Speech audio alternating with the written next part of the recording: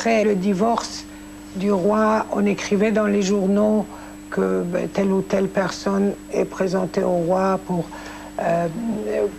pour qu'il se marie avec. Et à ce moment-là, j'étais à l'école d'architecture et mes amis, ceux qui étaient en classe avec moi, plaisantaient. Ils me disaient, pourquoi pas toi?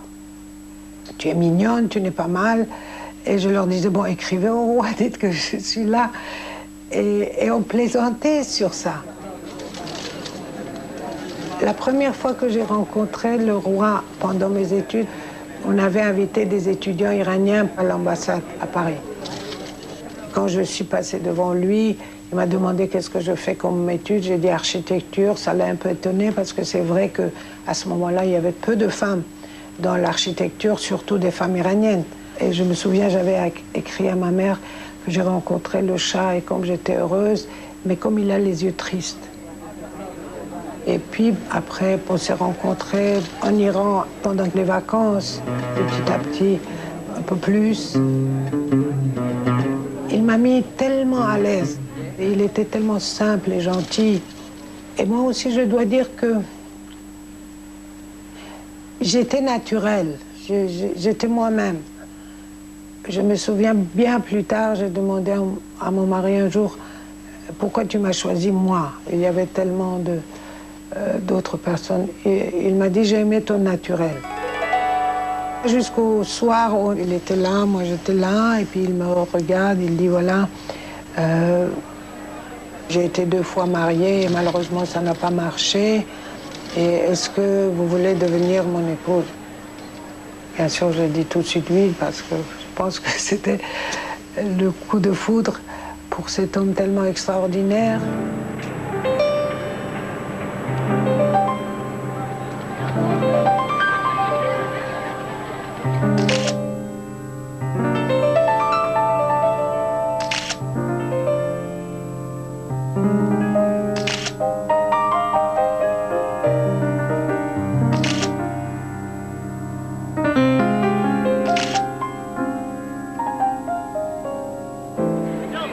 Les flashs et les caméras, je ne voyais rien. On me poussait dans tous les sens.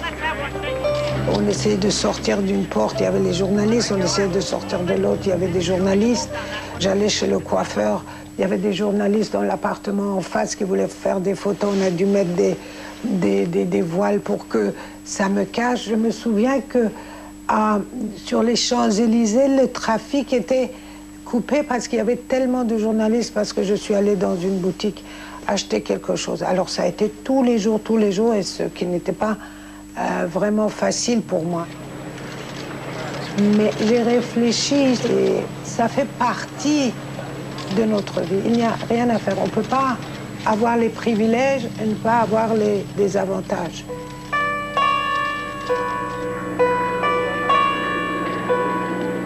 Ma mère était vraiment très, bien sûr, fière, mais elle m'a dit plus tard qu'elle avait été très inquiète.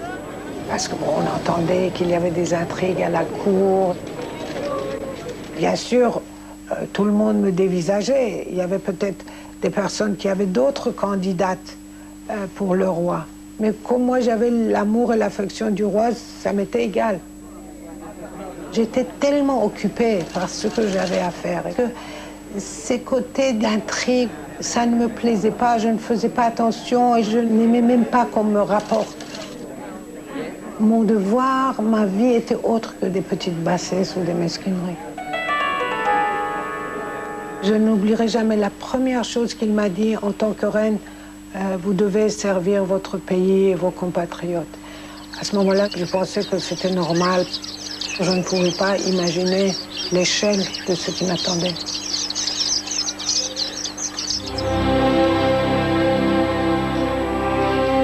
Je me souviens une fois avec le roi, il m'a demandé est-ce que ça te fait quelque chose de venir à la cour. J'ai dit je m'adapte facilement. C'est vrai, c'est une chance.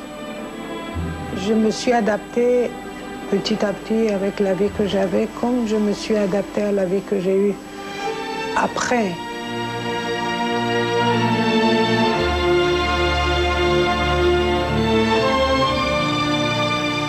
Je dis toujours que j'ai vécu dans une période de l'Iran où on a eu des rêves et on a pu les réaliser.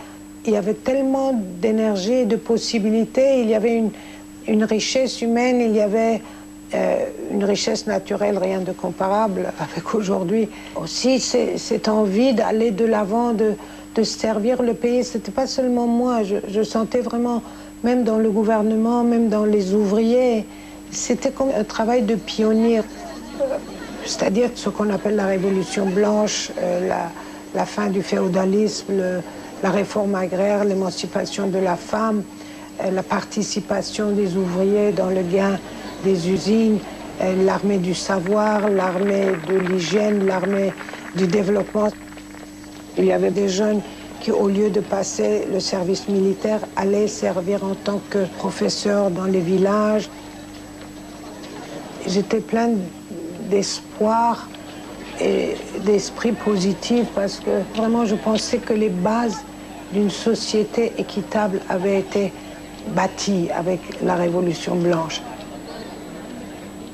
J'aimais mon pays, j'aime mes compatriotes, c'était ma vie, j'étais dans une position où je pouvais faire certaines choses. Lobbying pour telle ou telle idée, devant mon mari ou devant le gouvernement, leur poser des questions ou présenter des projets. Et on étudiait, on discutait. Ça a mis du temps pour que je me rende compte des problèmes dont je pouvais m'occuper. Vraiment, le roi m'a toujours encouragée et m'a toujours soutenue dans tous les domaines où je pouvais être utile et j'étais intéressée, que ce soit l'art, l'éducation, les démunis, le sport, le scoutisme, l'environnement, les hôpitaux, les malades.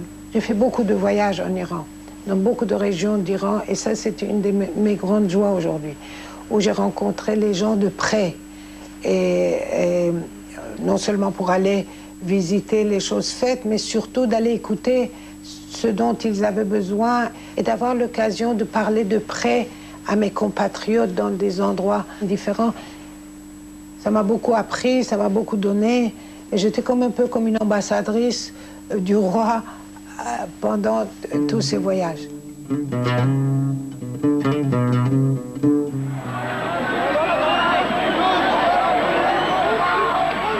Le seul moment d'inquiétude, c'était en 1963, quand le roi a fait passer en référendum la Révolution blanche. Il y a beaucoup de propriétaires terriens qui avaient perdu leurs terres. C'était les maîtres de ces terres et de ces paysans. Ils ne l'étaient plus, alors ça les a mécontentés. Et puis même la participation des ouvriers dans le gain des industries, certains industriels n'étaient pas contents. Et puis les religieux étaient mécontents aussi parce que toutes ces lois de l'émancipation de la femme, ils n'y croyaient pas, ils ne voulaient pas. À ce moment-là, c'est la première fois que j'ai entendu le nom de Khomeini.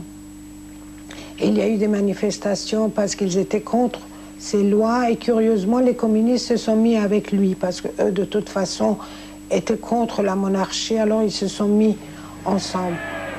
Nous étions à Téhéran, on est partis dans notre maison qui est au nord de l'Iran, la maison d'été, où je voyais les soldats et les gardes habillés en tenue de combat. Je voyais des canons dans le jardin du palais. Et ensuite, quand les fanatiques religieux ont assassiné le Premier ministre Mansour, il y a eu des moments d'inquiétude.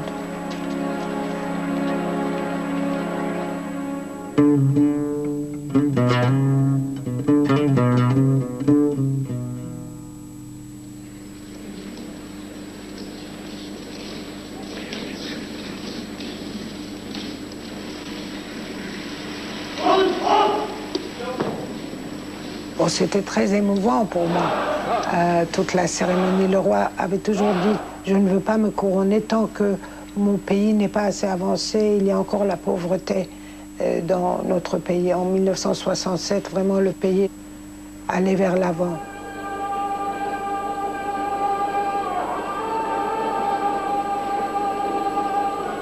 J'ai toujours dit que quand il m'a couronnée, c'est comme s'il couronnait toutes les femmes iraniennes. pour toutes les femmes iraniennes, c'était